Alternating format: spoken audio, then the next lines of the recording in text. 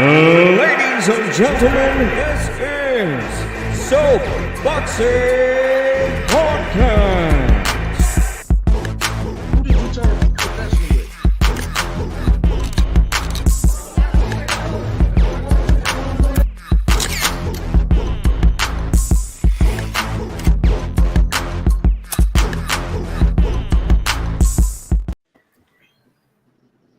Good morning, good morning. Welcome to Soapboxing Podcast, a very special episode with some of my crew from the Main Street Boxing. Good morning, y'all.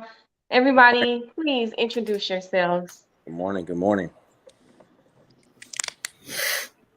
Chris, Somebody, Hollywood. and what's your role, Hollywood? Man, just being Hollywood. Just being Hollywood look confused in the business now. He's like, I show up. Your name and what your role is at Main Street Boxing. Who we going with? Me still? Yeah, we can go with you, Hollywood. Tell him And you what the do you fucking know? glue, Hollywood. Keep this shit What's stuck that? together. I said, you the glue, bro. Keep all this shit stuck together. Tell him. All right, well then let me be the glue. All right, Bobby, let's go with you. Let's start this way. My name is Bobby Benton. I'm the janitor at Main Street Boxing Gym. I get to vacuum the gym at 5 a.m. every day and clean up everybody's mess. People leave water bottles. I get to clean that up. So that's my role. And then I fix it too. They When the treat you lights like go a out, Hebrew slave, huh? I put new lights in. Fix the roof. Yeah, and the roof. The roof. Oh yeah, he did go on the roof one time, painting from the top. One And I was time. like, I'm finna go up there and check on him. It's on the roof every time it rains. That's it. Who's next? Out on. Aaron Navarro, 490098. I'm the get in where you fit in guy, man, at the boxing gym. You know, whatever we got to do, that's what we do. We're all like that on our. We got a good crew of guys. You know, so everybody, whatever has to be done, everybody steps up and does what needs to be done at that time. Yeah. Throughout the years, D and I and with Jiffy coming along, one of the things that I've always we've always talked about and always come up is how Houston has really become in my eyes like the new mecca for boxing. Like New York was the mecca for basketball, playing in the Madison Square Garden. Like lately, it's in the last couple of years, it's always felt like Houston has become a hub for great boxing. And anytime Houston comes up, Main Street comes up, and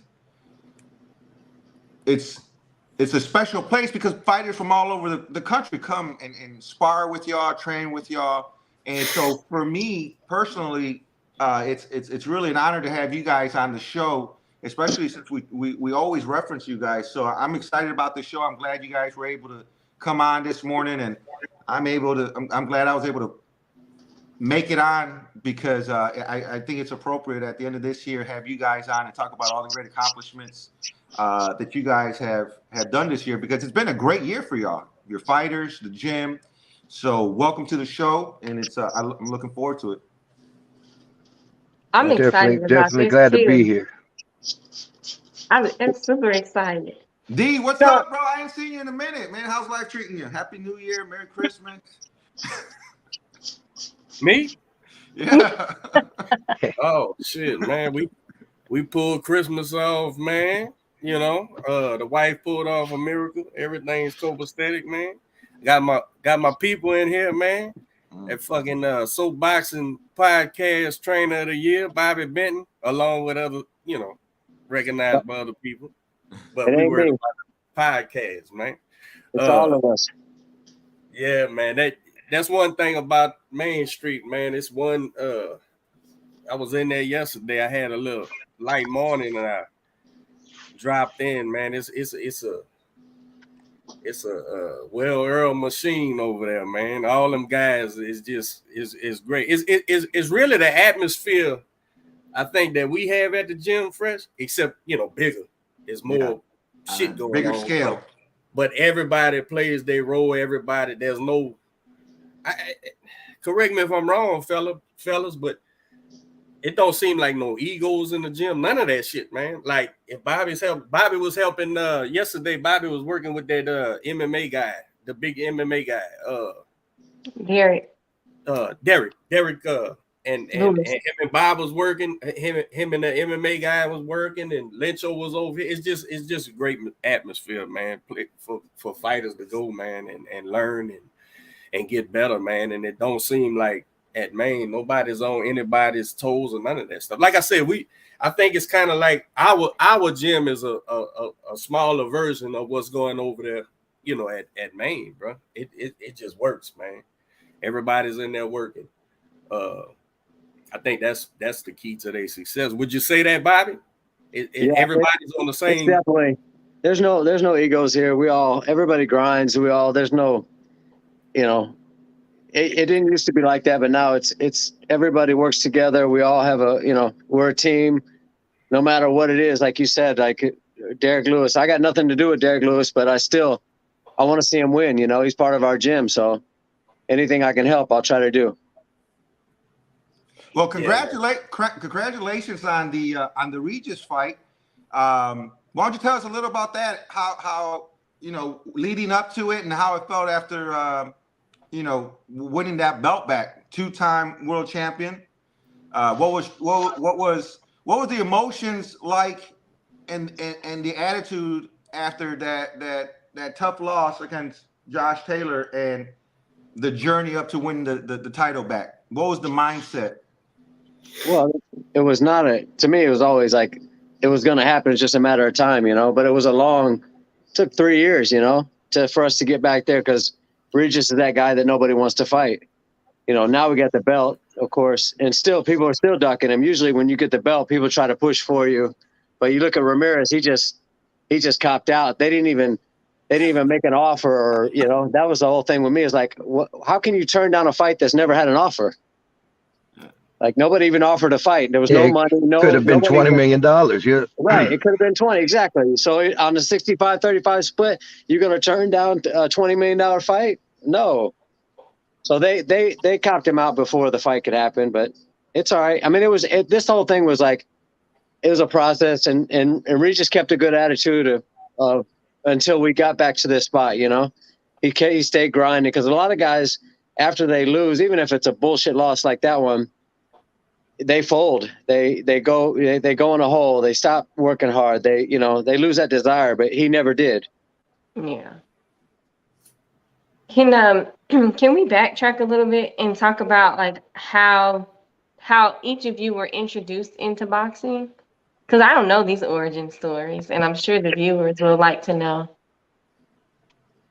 Okay, me? You want me to start? Yeah, we can start with you. All right, so I grew up in the gym. My dad was training fighters since I was born. He trained Dwight. Dwight was his first fighter. And we moved to Houston because Dwight fought down here. Dwight defended his NABF belt down here and won. And my dad liked it here. So then we moved here. And he opened the gym, Heights Boxing Club, in 1986. And from then, we've always had a gym. So we had Heights. Main Street is how it started. Was the gym was on Main Street, Main and Elgin. And then we moved to Clay and Shinnerbert and just kept the Main Street. And then now we're at Austin and Pease right now. So that's how, but I grew up in the gym. That's how I got into boxing. Okay. How was that? So we invited Dwight, but he's training someone right now. So I didn't know Dwight, he's much older. I knew he was a pro, but I didn't know he fought for Bill, bro. I didn't know that. I didn't know he was all the way from the beginning. I just knew he was a pro fighter. Yeah, and all Dwight's losses, if you go look, every one of them, they were world champions. Juan Laporte, Julio Cesar Chavez. Wow. I mean, you go down to Meldrick Taylor. He fought everybody. So just if you look at his record, you'll see, and he was the first one to take Chavez a different distance. Yeah, that's pretty cool. I think Bill was his trainer and they was working together and all that. I had no clue. How is it? How Awesome. does it feel to work alongside Dwight, knowing that you've seen him since you were a kid? Yeah, it's good. I mean, Dwight's good. Everything he does, the basic stuff, he's great. So it's That's good. pretty cool. And Hollywood, how'd you get introduced into boxing? Mm, martial arts stuff all my life, and then I just went in there actually to work out. Calvin Green is actually the person who took me in there, and that was it. I never left. Oh, cool. So how did you guys well, that's the next question. Let's go with Aaron first. How'd you get introduced into boxing, Aaron? Oh, as a kid, my grandpa was a fighter back in the 30s and 40s. I have different family members that were boxing, and when we were little kids, me and my cousin, we were always fighting, with each other out in the street, whatever. So I guess, my grandpa was smart enough to know, hey man, better get these guys into something, or, start showing them something. And just kind of went into it like that. That's how I first got introduced into it. And, a couple of my brothers box, things like that, so kind of went into it like that and just took off from there. Then, kind of like Chris had never left, 40 something years later, so. Yeah. So how did you two, Chris and Aaron, end up becoming a part of like the coaching staff at Maine? Well, they put an ad in the paper. They said they needed two Mexicans, because the balance wasn't right at the, We they had were to have a worried quota. about getting fucked with on this. They were like, hey, we got, too many of this, too many of that. So they said we need a couple of last names that work. So I mean, me and Chris put in applications, and hey, everything worked out. The rest is history. Yeah, we had to have a Something quota. like that. Yeah. We had a black trainer and a white trainer, and we had to have a couple of Yeah. Hispanic guys. So Yeah, they said, "Hey, man, listen, it's not balancing out." So we had the last names that work, so everything I was good. remember when Clinton put that affirmative action in there. So That's Bobby it. Hey, listen, Bobby was on it. Even back yes, then, he was on it. All right. I yeah, got he's you. ahead of the game. Yeah, Yeah. but listen, the gym is Main Street's always ahead of the game. So we just, we were definitely beat everybody on that one. Absolutely. Was there would you guys say there was like an aha moment in your life that made you feel like, okay, boxing is my path? Mine, Anybody? because I didn't know how to read. I couldn't get a real job, so that's when I knew I was going to be stuck doing this, at some point.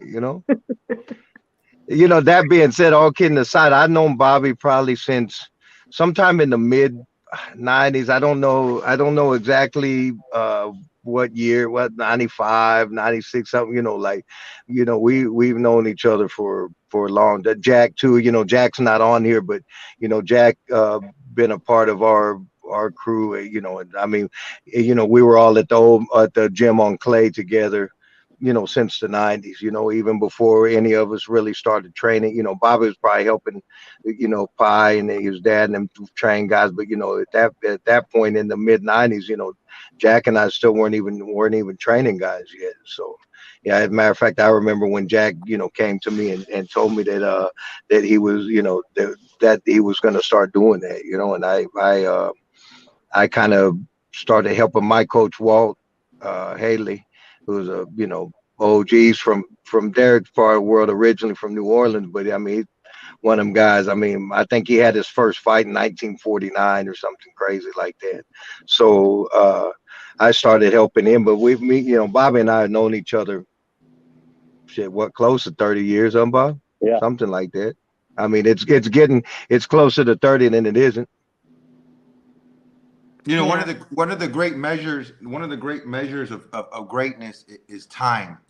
Through time you can see how things last. Like I'm not here. Consistency. Yeah, and one of the beautiful things is in relationships as well. It's great to see relationships that endure the years and the experiences. Enjoy your New So Year. when you guys have Appreciate relationships it. like that, it just makes the Thanks, whole it. experience that much better. When me and Derek first started, even with the gym and even with the podcast, one of the things that we would always say is, we got to be consistent. he would always say we got to be consistent, and he's always been really good at that. And one of the things that I would always say is we just got to last longer than everyone else. You know, that was our objective. You know, we weren't ever trying to do anything overnight. And when you guys talk about 20, 30 years, I mean, it speaks of character and how great that relationship is, because nothing's going to last 30 years, you know, if it doesn't fit. Yeah. What do you guys have, like, anything specific that motivates you to get up every morning and train fighters and just keep everything going? Because I know it's difficult. Winning. I hate to Yeah. lose, so that's the biggest thing for me is like, and if I'm getting up, everybody else know they got to get up too. Yeah. How competitive are you, Bobby? I'm super competitive. Really? Yeah, I hate to lose. I really do. I'm a sore loser. Nice. Yeah, I'm Even worse than me, I'm a crybaby. yeah, that's not a sore loser. You're just a crybaby. I'm gonna tear some shit up if I lose. Nice. Were you upset when I lost? Yeah, of course I was, because that I was couldn't bullshit. tell. I had to hold him back. He wanted to go beat up the ref. I mean, the judges. I know he was That like, was what the hell? But what keeps you motivated, Hollywood? I don't, it's a lifestyle for me because I want to get in there and work out also. So it's just part of my day. Yeah. Like, you know, like when I'm off of here, I'm gonna get up and go run. You know, I see so a lot of people make comments about how they like how you guys work out with us. Like when we go run, you guys run with us. Opposed to like other coaches, they don't. I'm sorry if y'all don't do this, Derek and Manny. Hey, don't call out D like that, bro. I don't know if y'all do that, but I know a lot of people make comments that, oh dang, you know, the coaches go run with y'all and train with y'all. No, So look, I think that's one thing that sets us apart for sure. Bobby. I mean, I admire everything he's accomplished in boxing, and hopefully I get, you know, I accomplish similar things. But I think he's a competitive professional, and like he told me, Bobby fucking look at these guys, and now they double team. Bobby's part of the reason. I think when he said, you know, he's competitive. We fought in I forget where we fought, and I was I was 270, and I walked in there, and that motherfucker was like, D, come on, bro. You know, and he didn't antagonize me or nothing, but it worked. I was like, oh shit, come on, bro. You done got so fucking big. And I'm not where I want to be now, but I'm down to like 229. And I remember Bobby telling me we was, B, and you was like, he was being honest, like, come on, D, bro. And fuck it, I had to fucking start walking and losing weight and eating right and shit because it's the truth, you know. And when I see him out there running with the guys, and Aaron don't miss running, if I'm with him too, he's running every morning and shit. So them boys live it, man. Them boys is real boxing people, man. And I appreciate them too, watching them, because it motivates me. I had to lose some weight, man, because I was getting too fucking big. Blood pressure, the whole 9 yards, man. And getting active with my own kids, you know. We got a ranked fighter now, and you know, he got a minor title and shit, you know. So I'm working harder now too. You know, we got to be ready, man, because at this level, and I'm sure Bobby and Aaron and all that attest to this. At this level, man, every fight counts, man. If I was sitting there, I said, you know, a lot of athletes, they competing in certain world, but boxers, they compete with the world, man. We're literally trying to be better than everybody in the fucking world, man. And so you gotta be sharp, and you can't, you know. And that's why champions. That's why Regis progrades are so few and far between. Not that people becoming world champions. People becoming world champions, having adversity like the Taylor fight and shit. And then if y'all agree with me, Regis kind of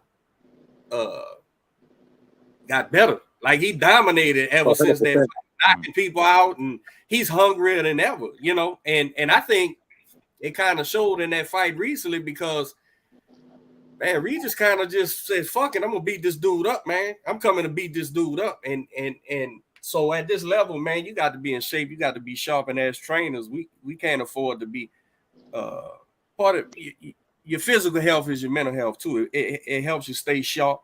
It helps you be on note, making sure everything's going right, making sure all these sharks out here for your kid. And that's another thing people don't understand the business of boxing outside of the ring. You know, everybody's trying to either fuck over him or get next to him. You know, as trainers, we just handlers. That's all. We more than just teaching people how to throw punches. So, yeah, man, Bobby and them be getting it in, man. I'm telling y'all, they'll work a fine-tuned machine over there, man, including working out and everything. I think it also too, what it does for the boxer is it takes the staff like more seriously, because it's like, oh, okay, like they're really in this. Because I mean, I've had a few coaches that are out of shape and can't really do what they're telling me to do, and you don't really respect them as much. But when you have like your coaches running with you and working out with you, it makes me feel like, oh, okay, well, I guess I can do it too. I like that. And Bobby, I'm sure all those things are great byproducts of you doing that. But if you're like me, I think we just do it because we want to stay alive longer. Yeah, so I'm trying to kill myself every day. Yeah, that's how I was telling people. I'm trying to kill myself. I'm gonna push myself till I can't. And ain't nobody tougher on me than me. Like my inner voice is like, I'll call myself all kind of bad stuff. Yeah. There's nobody can say some stuff to me that I ain't said to myself. Yeah. Yeah. But we keep going. That's it. Yeah. We keep Is that going. a motivator or? Oh yeah, for me it is, because I'm like, anytime, because there's days when I don't feel like getting out of bed, but I'm like, I can't say it on this thing, but I'll be like, you know, get your ass up, you soft ass, you know. Yeah. It's parameters, B. It's because you set parameters and laws that you abide by, and you know if you breaking them. Nah, fuck that, man. I got to get up. I know what you're talking about, that inner voice. I be talking to me crazy too. Yes. Do you guys let's see, what do you believe is your biggest accomplishment in boxing? We'll start with Hollywood. Biggest accomplishment? I mean, getting to work with world champions. There's been, you know, a few over the years. Yeah.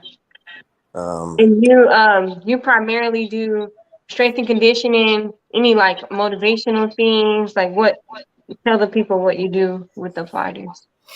I mean, I do a little bit of everything. I mean, strength and conditioning mainly, but I mean, I'm in there when they're boxing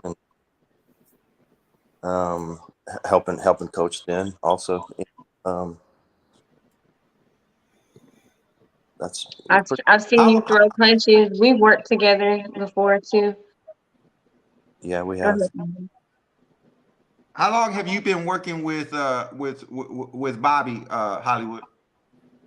Oh man, I don't know. Bob was about 17, 18 years. Yeah, something like that.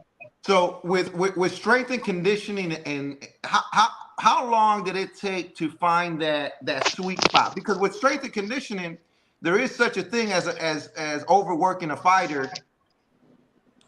Correct. How was it finding that balance between y'all two? Is there ever any issue? Is it, Bobby, have you ever said, hey, he's got to slow down a bit, or he needs to pick it up? How does that work between y'all?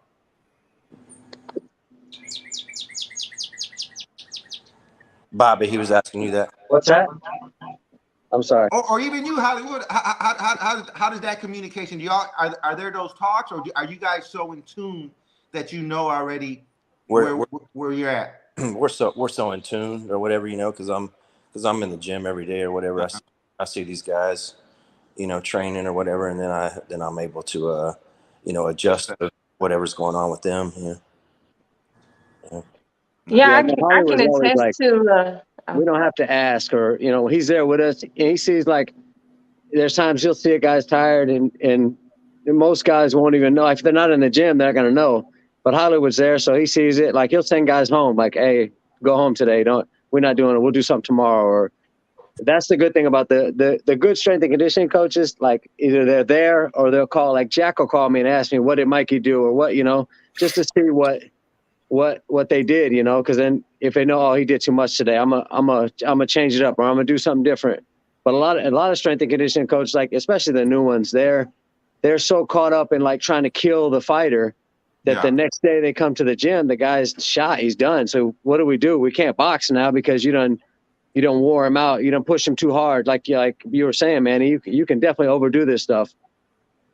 I saw something. I think it was Andre Ward. I saw him, and it might have been an old clip, but he was in a boxing gym, and he was telling the fighters, he's like, if you're not in here doing the work, or rather, he was saying, if the coach has to be chasing you to do the work, whether it's road work, whether it's conditioning, whether it's cardio, there's a problem. He goes, the coaches should be in the gym watching out for y'all when you're overdoing it, and sending you home and be like, hey, you're doing too much today. Go home. Let your body rest.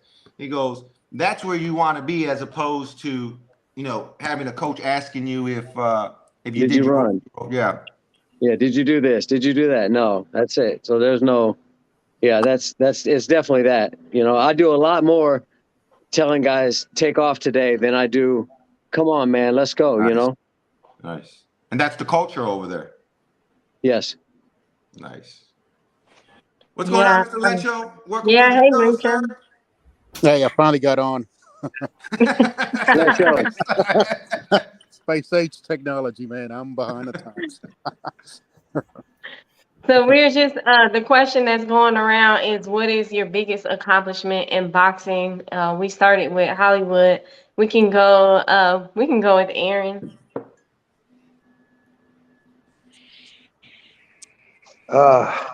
Man, that's a tough one. I still feel like I'm still trying to get it. There's still so much that I feel like I got left to do.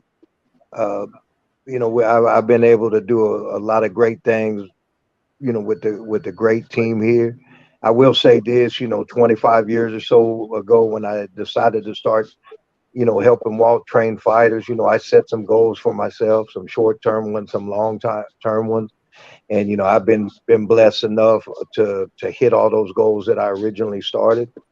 But that being said, I don't feel like I'm done by a long shot. I got a lot more that I want to do in this game.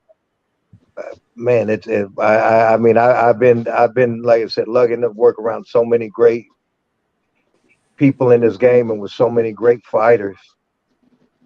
It's hard to really pin down one for me, over Can all you these name some years. of your But achievements? it's been a great ride for me, and I've definitely done a lot more than I would have ever imagined whenever I started this out, back in the day. Can you name like some of your achievements, just so people would know like what you've done, who you've worked with? For one, like being part of the team here, obviously, the riding up with Regis. I mean, with Shock that we got. I've known Shock probably since he was about 9 years old, and then I got involved with him, a little bit later when he was in the amateurs, and he's the number one guy in the world, getting ready to fight for the world title here in a 5 or 6 weeks. I mean, that's been an incredible thing. Starting out with Miguel I've known Miguel since he was probably 4 years old or so. And then, started working with him and I, whenever he was 8 years old, then to ride with him up to where he fought, Santa Cruz for the world title, in Vegas was another great moment. When Tiffany Juno, when we went out on what was supposed to be the B side and fought Mia St. John for the WBC world title and beat her out in Cali in her backyard, and we took it on a pretty short notice. That was a nice that was a nice moment as a trainer, and to see her get what she had worked so hard for, because all these fighters that I mentioned to are just like Dag and Bob, everybody was saying, they're the dogs. I mean, when you see what the fighters that get to that level, when all of us, behind the scenes, when you see what these kids put in, and what they sacrifice, and the discipline they have, and just everything to be, we've all seen, everybody here, and probably anybody that's listening knows, we've all seen, kids over the years that have, tremendous amount of talent, tremendous amount of ability. And when you look at when your kids and say, this fucking kid should be a world champion, he should be a lock, and then they don't, it's not the talent, there's all these fighters that I just got through speaking have tremendous amount of talent, but they also have other things, and that's what makes them different, makes them, get to that level. They have that dog in them. They have the ability to not get what they want right then, so they can get what they really want late. Just a combination of things, that, and it really a testament to them, and what they're able to do. As much as we can do as a team, there's nobody that really sacrifices more and takes more of it, and goes through more than the fighter themselves. And so, for those kids to make it all the way to that level, I don't think people outside the game really know, what listen, even getting to a world title fight, like Derek said earlier, the business end of this shit is unreal. Yeah, it, we could go on for hours just about that. How a guy can be number one in the world and literally not get a shot, or like that. Even like with Reed, Reed won the WBC for the second time, and we still don't. We're still trying to figure out how we're going to fight, or who we're going to fight, things like that. So just for a fighter to get to a world title fight in this game, a real one, it's almost impossible. It's a perfect storm of a whole lot of shit, man, and you know Accidentally just come. all together you have to deal with. So even to make it to that fight, that's why when there's a lot of time when you hear these guys and they start dogging on kids and get to a world title fight, maybe it doesn't go their way or whatever. You guys got no idea what they're talking about. For a kid in this game, and like Derek said earlier too, this is a world sport. We're truly, when we're in boxing, we're competing to be the best in the world. It's not one country or one area, whatever. If you look down most of these guys' records, that get to that level, their last 8, 10 guys probably from all over different parts of the world, different parts of the country. So just to get to a world title fight alone is almost impossible task for a fighter to get to in this game. Mm-hmm. That's why we celebrate when we say, two-time or three-time world champion. It's one thing getting there once, but having the ability to get back to it and win it again, it just makes it that much special. Yeah. Yeah, correct. And like I said, with Regis, there's as an example, like you say, he definitely improved, and I think that's more what guys like that, that's what they do. For one, we should never sit back on all that really happens anyways. When we get world titles, the title or the target on the guy's back just gets that much bigger, right? Mm. I mean, then you're really that guy who don't want to be the guy right now to beat Regis, or to beat Haney, or to beat Shakur, or to beat Crawford, or beat Spence, whoever the guy is. When you become that top guy, you have to work that much harder just to keep your spot. Now you have everybody gunning after you. 100%. Lincho. Hey, Lincho. Welcome. Good morning. Good morning. So the question that we're asking now, well, we went through a couple of questions about how did you get introduced into boxing? What's your role at Main Street?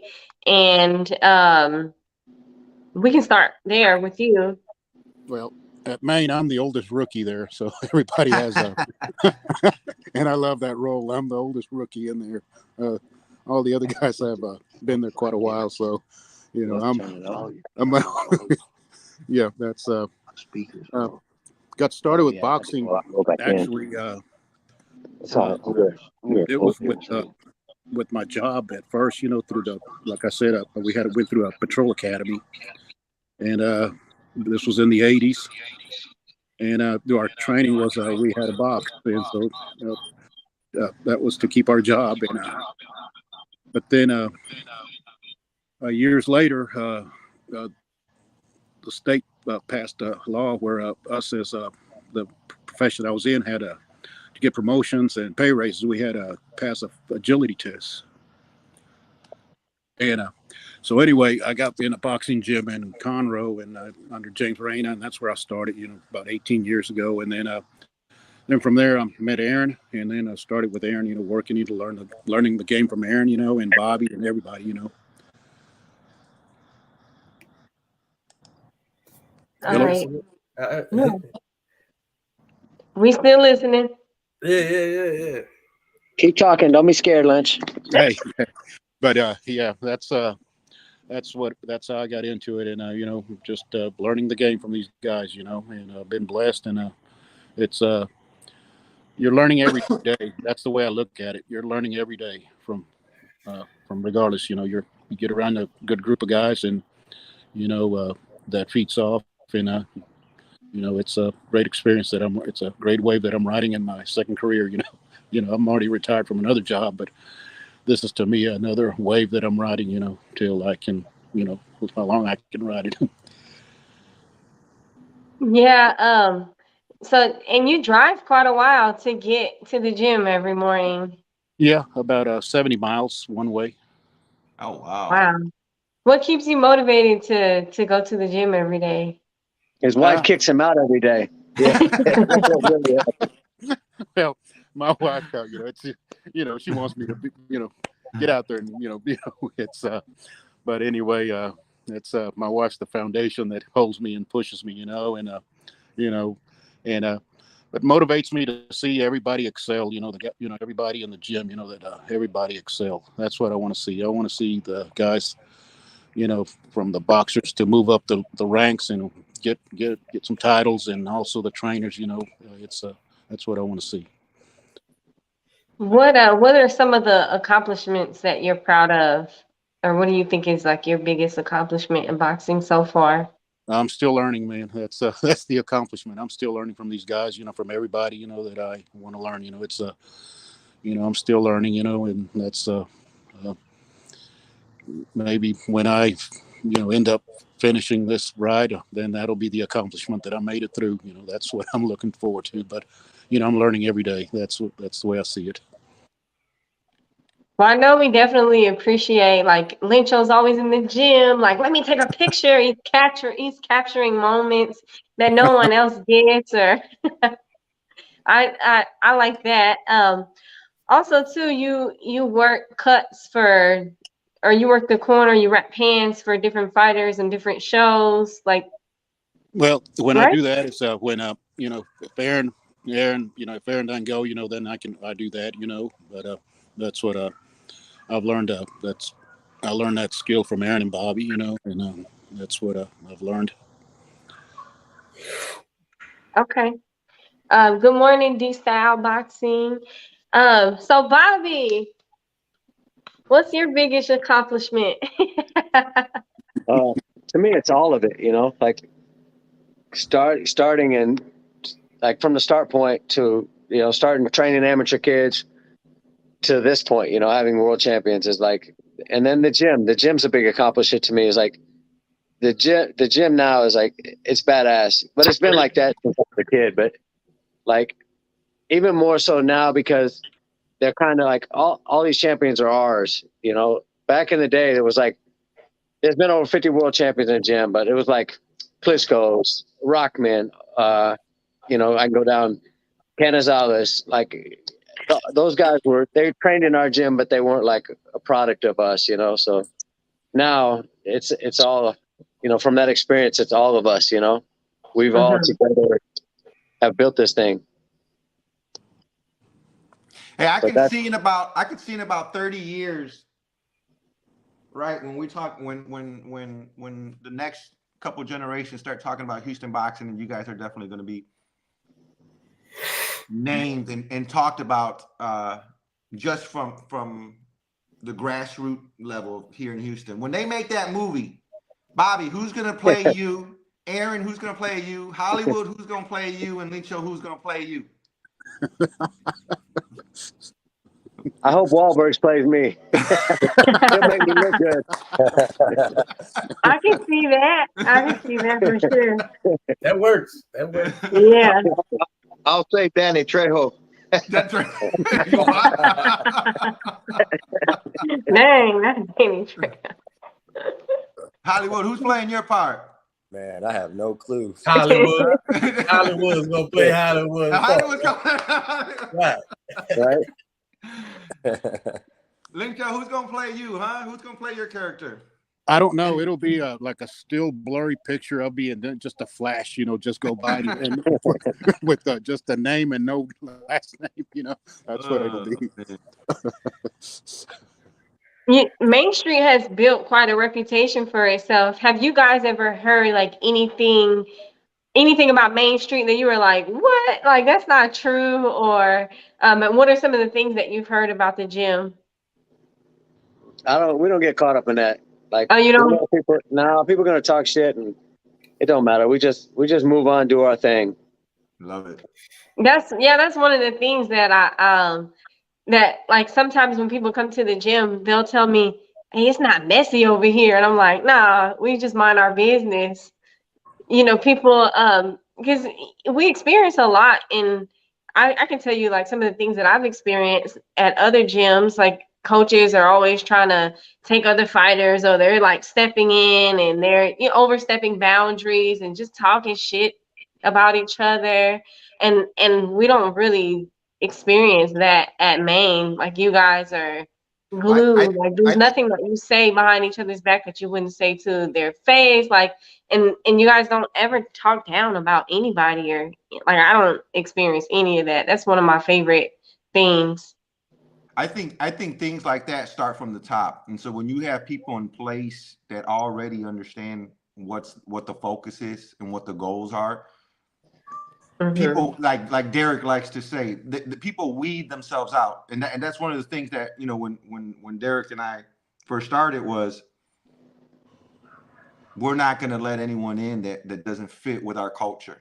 And we've been quick to kindly ask people to take their services to other locations, you know, and because, you know, we have one mission, we have one goal, and that's to, you know, build fighters, manage them, and go as far as we can with this thing. So that speaks volumes of the leadership of that of any gym or any business or any organization that doesn't allow that kind of stuff, you know. And you don't even have to advertise it. It's just it comes with your character. It comes with how with the mindset that you come in with, and people will automatically know, okay, well, you know, I'm not going to be able to get away with that bullshit over here. They don't move like that. But if they look at the leader and they're like, oh, you know, they just let anything fucking get by, well then, okay, they're gonna see how far they can take it. Yeah, there's been plenty of times where like if someone's sparring, and I've seen like people spar and there's like a girlfriend in the side, and Bobby's like, hey, be quiet.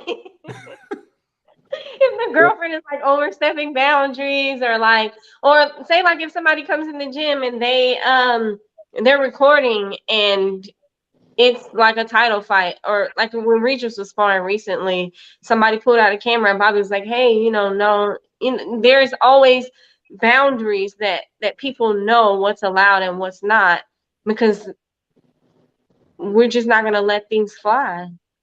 Well, you know, Manny, what you said, like, you know, the way you and Derek do it, that's 100% correct. and you have to, the way you do anything is the way you do everything, right? And so you have to run a program tight and keep the right circle of people, or else it's just you're not. Here we're results based.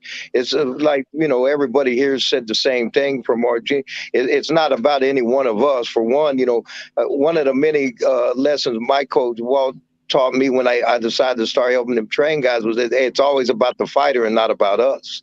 But we're results based here, and we all know, hey, listen, if we get the result that we want, then it's all good.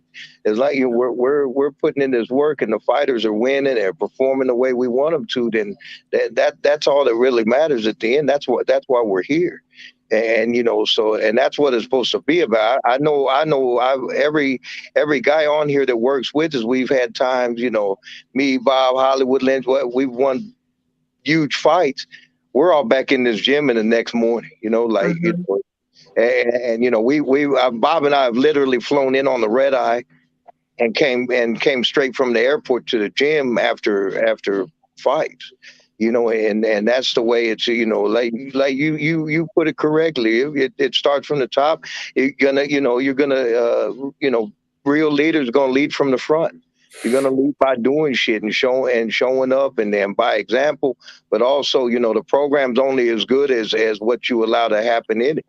And that's the only reason that it means something. So, like Jeff said, all those little things, they all add up into the way, into what your end product is.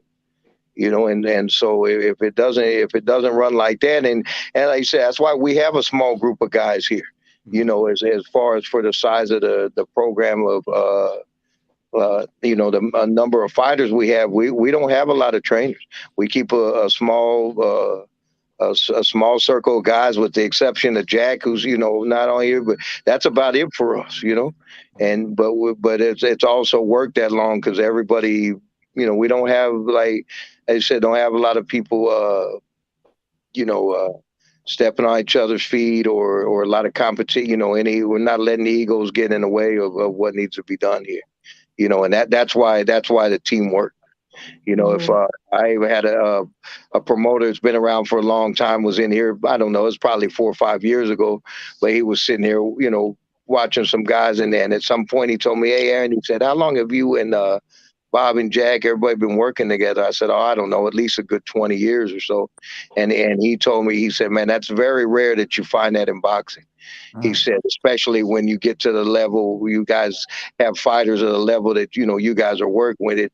Normally at that point, sometime, there's going to be some kind of real falling out between guys or like Jeff said, guys make moves on people's fighters or, whatever the case may be.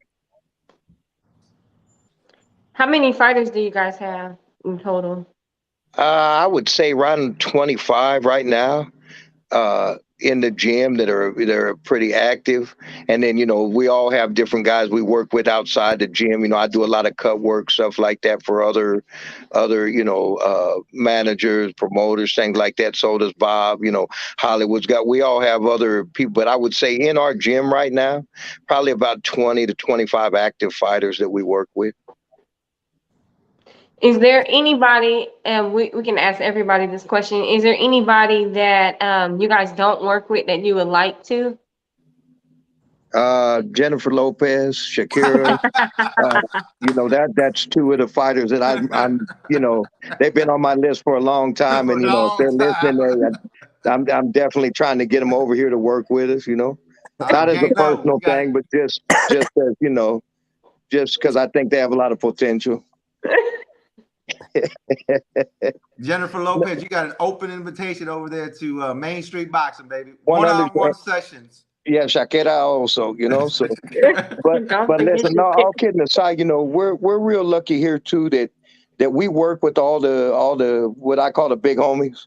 We've got guys with Matchroom, guys with Top Brand, guys with PBC, and a lot of the, major promoters, a lot of good managers, and then also a lot of other, promoters that we work with. So, we've got a pretty good network, been built over a lot of years allows us to get a lot of work. But, we're always, any real fighter and a kid that really wants to do it, we're always open to working with. You know, they don't have to be that.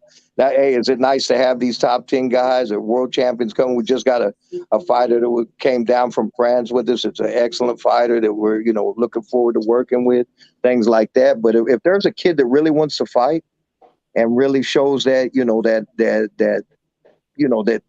he wants to do it, then, you know, we're always willing to, you know, to work with those guys. You know, we like that just as much as anything else. Yeah.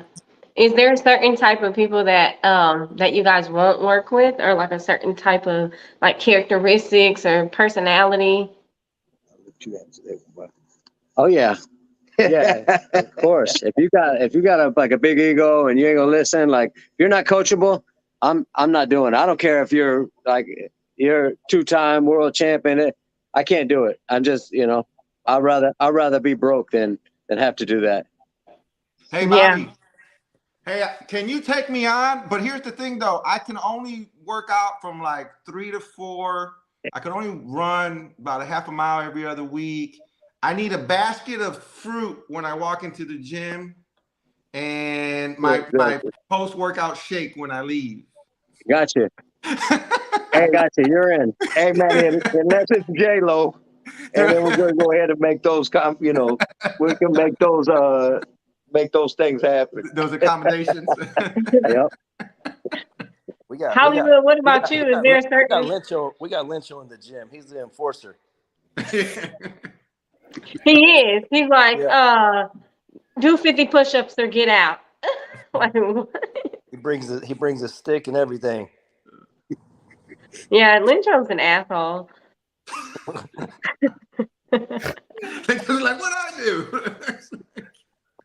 He knows it. He wears a shirt and says he's an asshole. Oh, okay. Nice. Hey, I'm about to cut out here. I gotta go run shock right now. So, hey guys, I'm gonna jump back on when I'm gonna get in the car, and I'll jump back on can I jump back on? Absolutely. Yeah. Okay, so I'm gonna go out and get in the car, and I'll jump back on and get back on here. All right, cool. Thank you, Bobby. I'll write down Bobby's answers and I'll tell them to you guys. Aaron or Hollywood can answer my questions. Well, appreciate you coming on, Bobby. Everyone, Bobby's got to go run 7 miles with Shock. So thank you guys. Love you guys. And Shock has a title fight on February 11th for the WBC against Ray Vargas. Yep. Yeah, I'll see you guys in a couple minutes. Happy New Year, Bobby. Bye. Happy New Year, Bobby. And so, Hollywood, is there a certain personality or characteristic of a boxer or an athlete that you won't work with?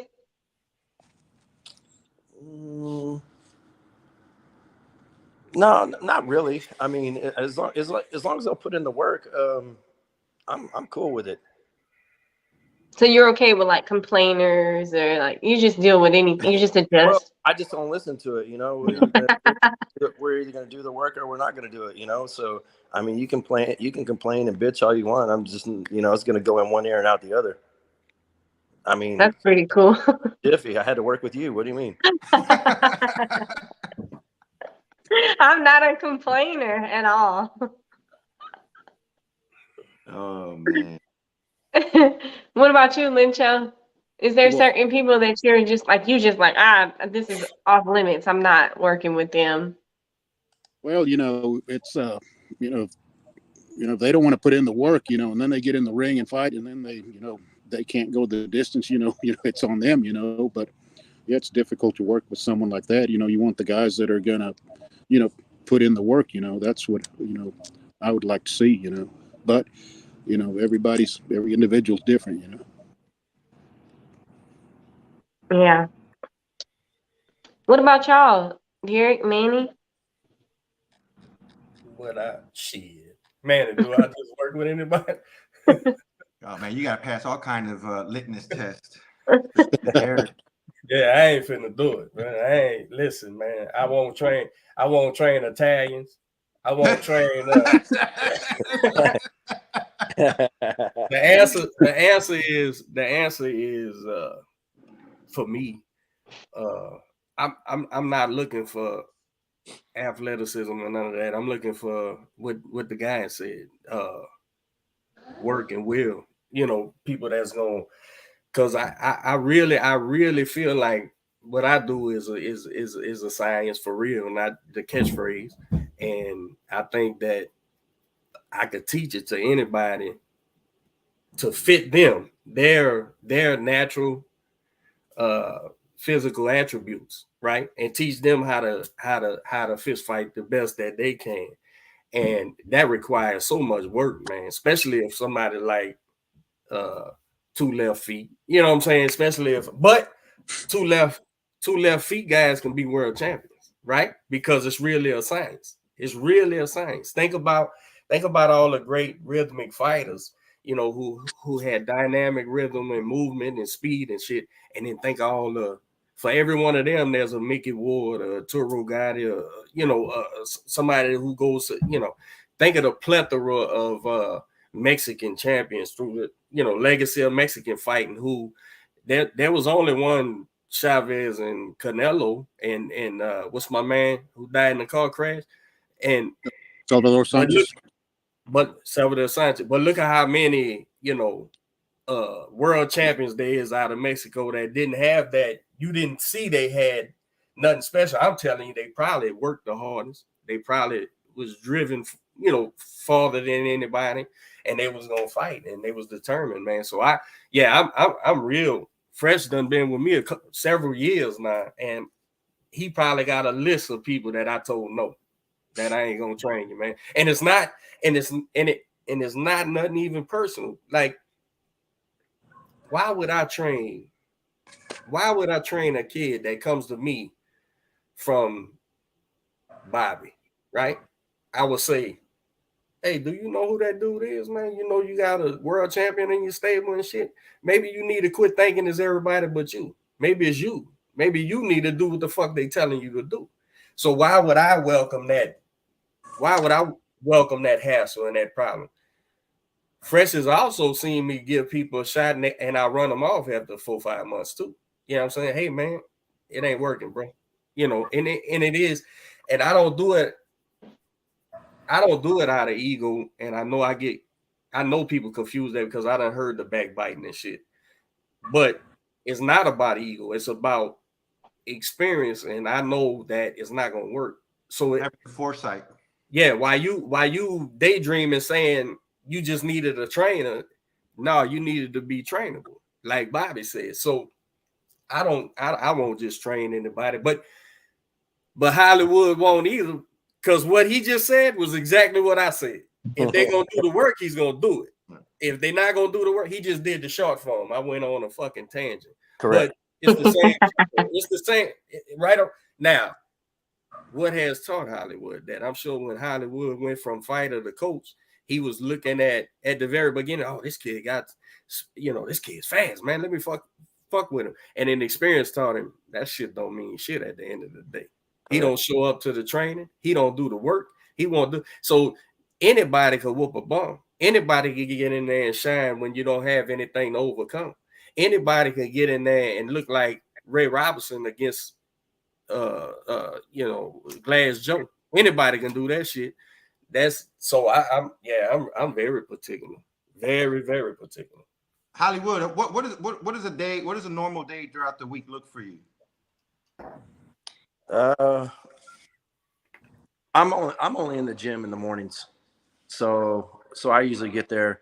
I got regular clients also or whatever, so I'll get there in the morning, 7:30 or whatever. I'll train a few clients or whatever, and then we start with the guys at 9:00, and so I'll be in there.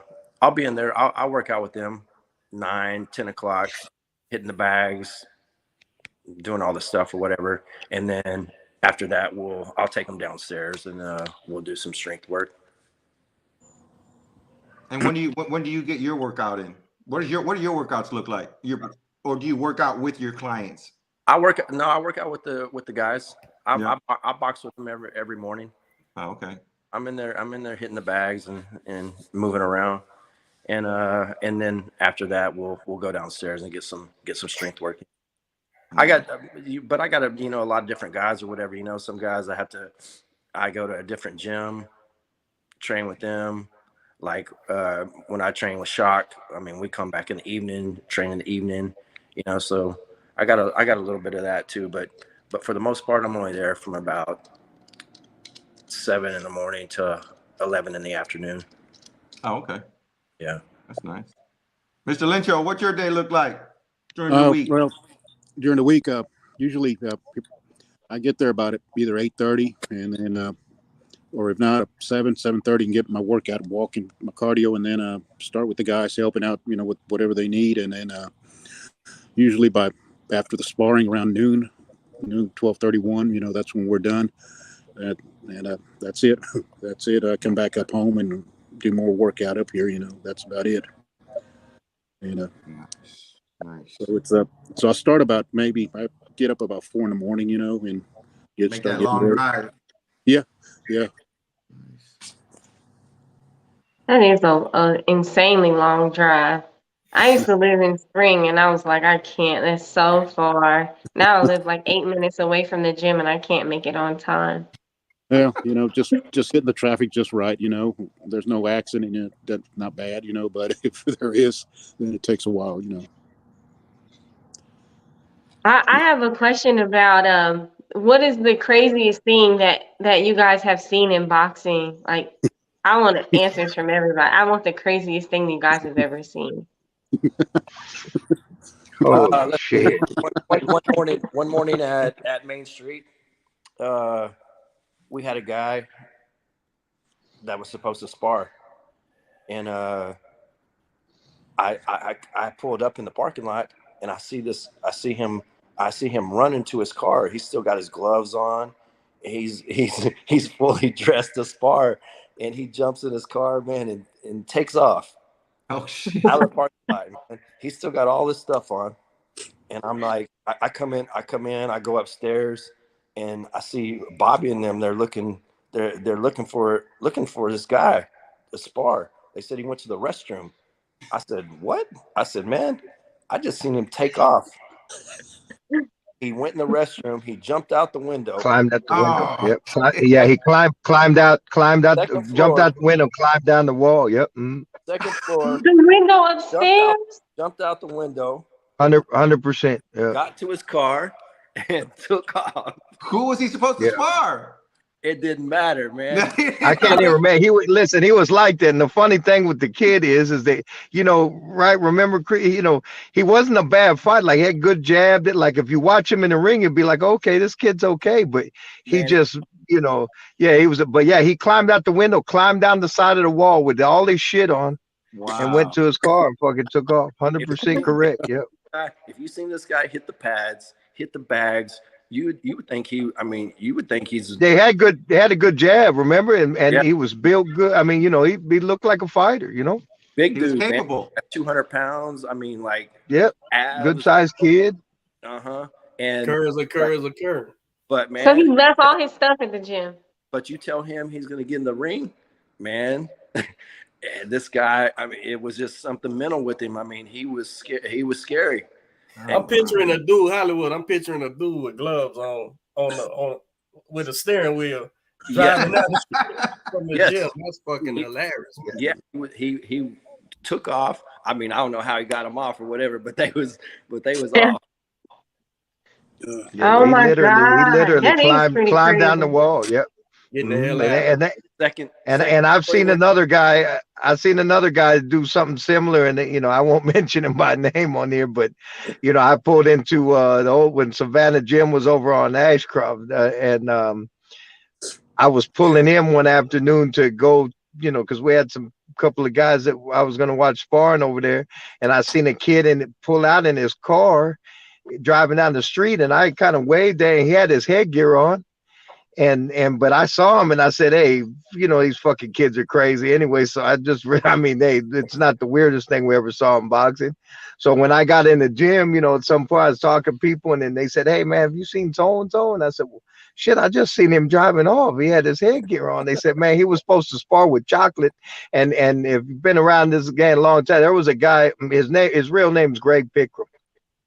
But they called him Chocolate. And back in the 90s, when we were at the old gym on Clay, he was probably the best gym fighter that I've ever seen. Hands down. I mean, I've seen him put, Work with give. he's working everybody. I've seen him give Holyfield, David Tua, Rodman, Klitschko. I mean, I won't get into the details, but anyway, he was a beast. And he would just give these guys hell in the gym. He was a tremendous gym, and then get in a fight with an opponent and have like a life or death fight, or fuck around and lose. But when he was in the gym, he was a killer, and everybody knew it. He lives out in Vegas now. He's a good guy, but this was the guy that this particular fighter that I'm talking about was supposed to spar with that day.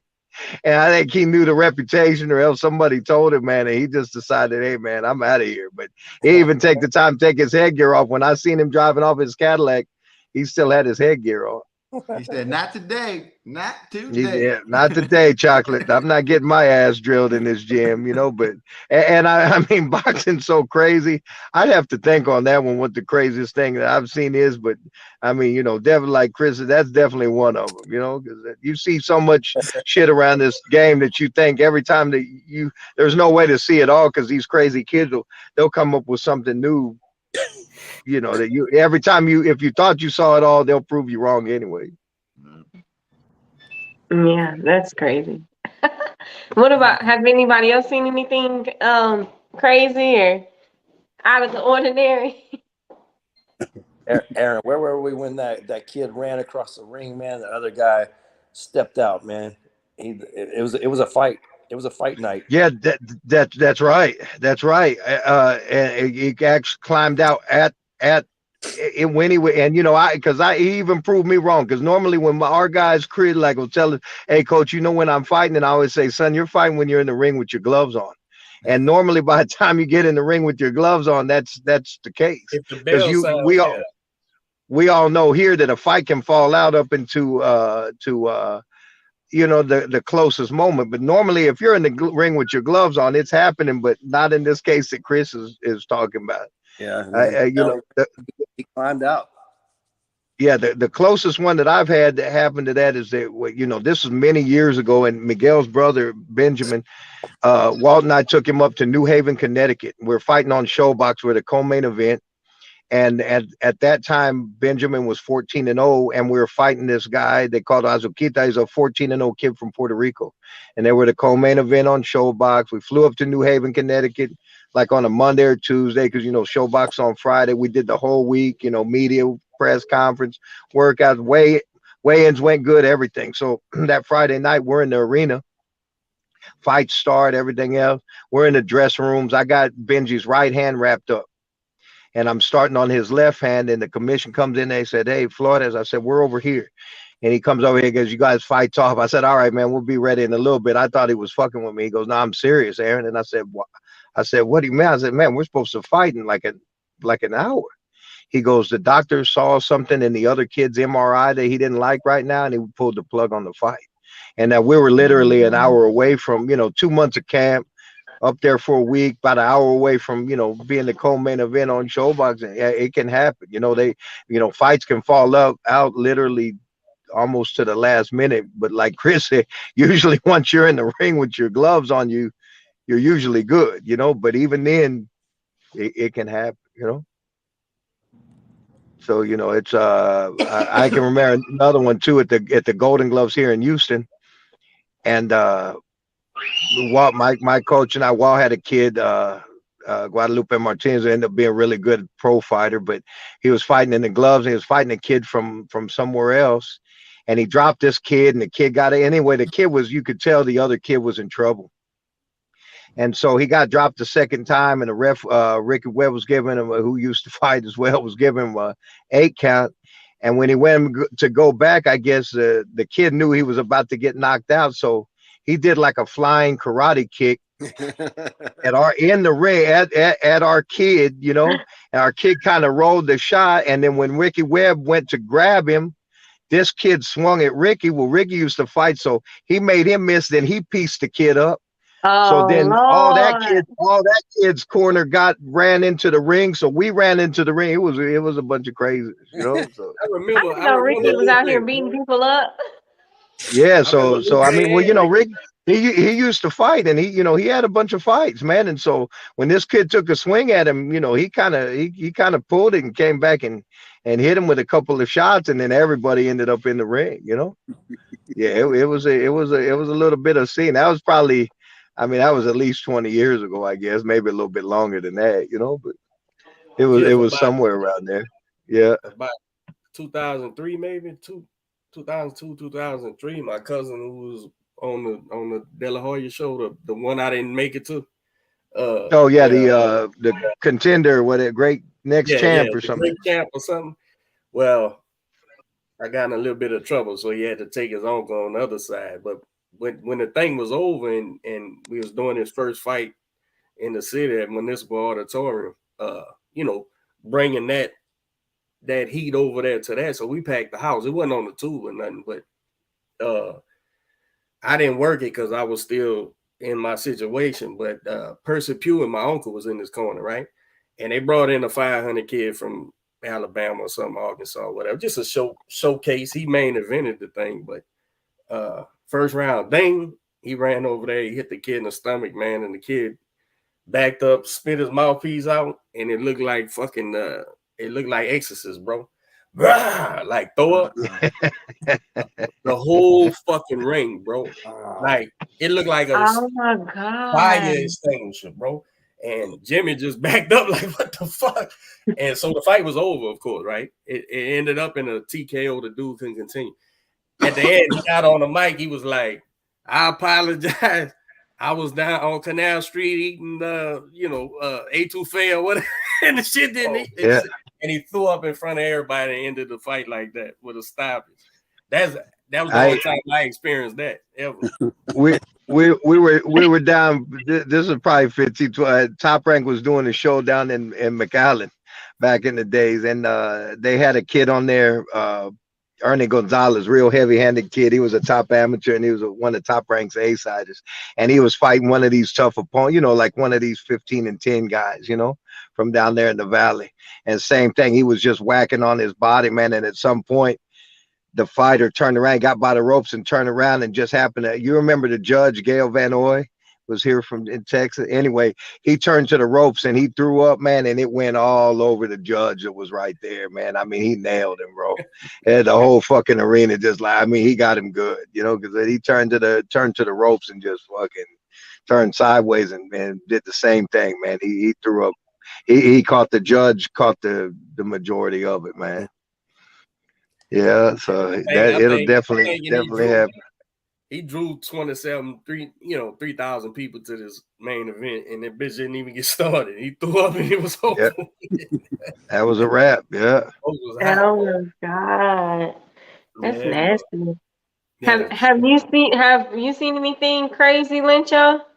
There were some weigh-ins. Aaron and I were working a fight. It was a club show, and we were at the weigh-ins on the north side of Houston, and there was a heavy-set guy dressed like Michael Jackson, and he was dancing, doing the weigh-in. That's right. For some reason, I don't know. It was funny because it was a club show. But they did the weigh-ins at a Mexican seafood restaurant. Yep, yeah. It's called Michoacana. It's up there. But then for some reason at the weigh-ins, the promoters of that show, and I think they probably only did one show, and this will probably tell you why, they had a Michael Jackson impersonator as the entertainment at the weigh-ins for some reason. I never did really understand why. I actually got some of it on video. If I can find it, I'm going to shoot it. That was at least about 10 years ago. If I can find it, Derek, I'm going to send it to you, man. I want to see shit. Yeah, it wasn't even crazy. Just one of those things that you're like, man, where the fuck did that come from? Where'd it come from? Was no need for this shit. She was just there. Yeah, totally out of place, man, for everything that was going on. Yeah. Yep. And remember, Aaron, the guy we were working that corner in Galveston, and I picked him up and brought him to the fights, and his mom, I asked him if he had ate before the fight. He said yes. His mom and dad had took him some food. Correct. Yeah, went Taco Cabana. Yeah. And I'm holding the bucket. I'm holding the spit bucket. Aaron's up in the corner talking to him. He turns and and I'm catching vomit right in the bucket, and I'm like, Yeah, that's right. We're at Moody. That was at Moody Garden. Yeah. Moody Gardens, and the kids just throwing Yeah. enchiladas, rice. You're looking at, it, and I'm like, ugh, I'm Yeah. Oh my God! Mom, Did that happen mom and often? dad. His mom and dad's free fight meal for him was Free fight taco meal was- cabana. That's right. yeah. Uh, but I But yeah, didn't know listen. people throw up that often. I've never thrown up like in sparring Yeah, or a fight or anything. you don't see it a lot, but it happens. You see it more in the like back in the days when we used to go to amateur tournaments because these kids are little kids and they'll go out. We've all been to a million amateur shows, and you guys know the shit that they have at these concession stands. It's Oh like yeah. chili dogs and chip. It's just a bunch of stuff that mostly kids eat. So a Aaron. lot of times these little kids, How about the guy who was throwing up the hot dogs? oh yeah, well that's why we called him Hot Dog Reuben. Yeah, Full hot dogs, man. he They threw had to almost chew 'em. he threw almost a whole hot dog up, and I told him, hey fucker, you're supposed to chew it. Yeah, what the You know? fuck is that? Oh, it was a whole. Remember Chris? It's like at least like a half a fucking hot dog that he It threw more up. than I was like, half. It was almost the whole yeah, thing. man. Oh my. Yeah, he just fucking. He must have been in one of those like Kobayashi contests or something, so where they just try to eat him as fast as they can. Yeah, that's right. Yeah, that was Chris. Chris, that was Big Reuben. Yeah, we started calling him Hot Dog after that. Remember? Yeah. Damn, that's a That's a hell real of a name. nickname. That's how you get a nickname right there. Yeah. That's I it. know. That's how you earn it. That's how you earn a nickname in boxing. 100%. Have you guys so do you have oh okay, I wanted to talk about like ring attire, walkout attire. Has a lot of boxers had you guys dress up? Only you, Besides Jeff. me. Only me? Yeah, pretty much. Yeah. Dang, I've seen Yeah. I thought I've seen a lot of people dress up. So the guys that you guys have worked with hasn't really had you guys dress up at all? Not too much. Mm-mm. Oh, they would. I mean, you'll get a crazy ring. Like when Highland fought when we went up to Turning Stone, we fought Gamboa on HBO. I had a platinum crocodile ring jacket with pink fur trim on it. Oh, But no. that's probably the craziest outfit I've had up until this point. I got a picture with it somewhere. With 50 Cent actually, believe it or not. Yeah, but Quentin had that white furry shit and Yeah. put that white furry shit on Aaron's corner jacket, and I said, yeah, leave the furry shit off of mine, bro. So I had the same colors, but I didn't have the fury. I didn't have the furry shit on there, man.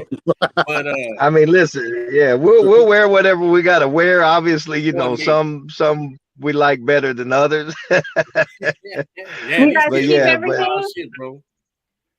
Yeah, you know what? I do, and I put it up. Unfortunately, you remember when Hurricane Harvey happened?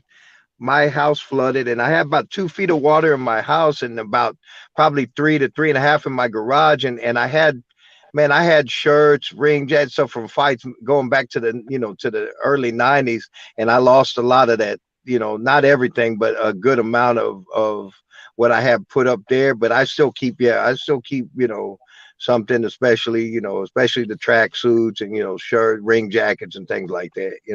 Some of the t-shirts I don't keep too long because some of the shirts just don't hold up that long. Some of these kids' shirts, you wear them a couple of times, it's a wrap. So but I try to keep the majority, something from every fight. What about you, Hollywood? Has anybody had you dress up? No, just you tried. You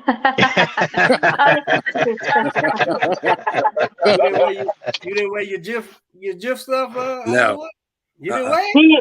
Yeah, I tried to get him. I tried to have everybody be a character. I think for that fight it was Toy Story, and he was like, "I'm not wearing that," so he just wore a big GIF shirt. But Aaron was Buzz Lightyear, and Bobby was Woody, and I was Jesse. I wanted to see Aaron put that hat on, man. He wouldn't do it though. Oh yeah, he didn't But put the listen, hair but on. but but but here's the thing with me, it worked out good because at the He time, gave like my oh, grandson's a yeah. big Buzz Lightyear fan, so when I had that Buzz Lightyear shirt, they Oh, thought I was the coolest. They thought oh, I was the coolest guy ever. yeah, It man. made like some cool memories too, like some cool pictures. Oh, So I thought it was flat. Me, I seen what y'all was doing.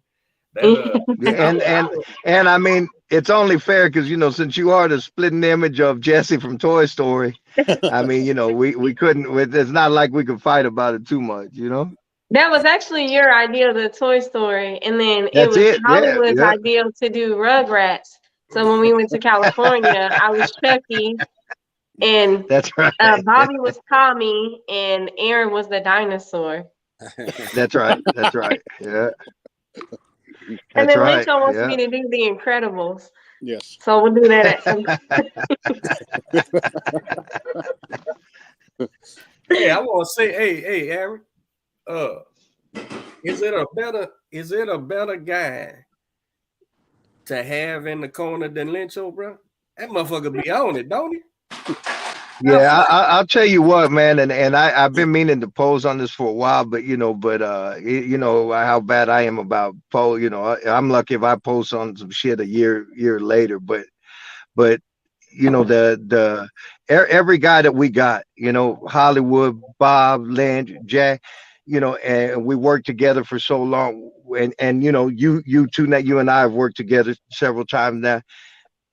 I think it's a very underrated thing, especially outside of boxing, guys, how important a good corner really is, man. And I can't ever stress, like, I mean, being I do a lot of cut work, and obviously I like working with my guys, but in the course of what I do, I work with a lot of different teams, a lot of different guys.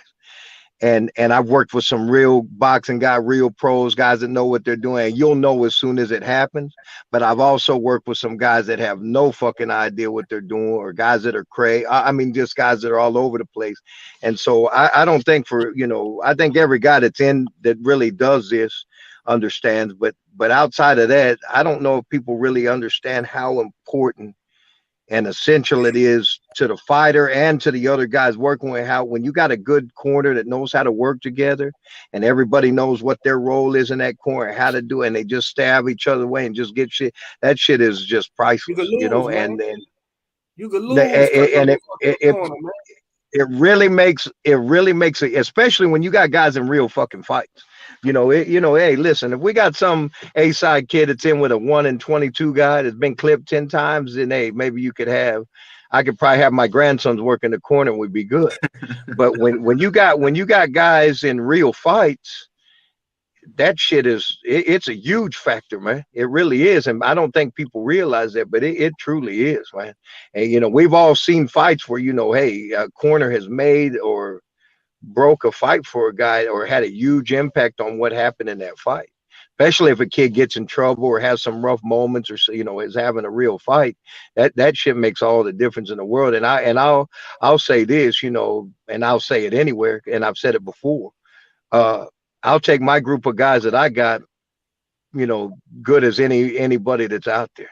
And I mean that 100%. I got a group of guys around me that I can have around me in the corner, as that's in boxing. I believe I got one of the best group of boxing guys around me that you could possibly have.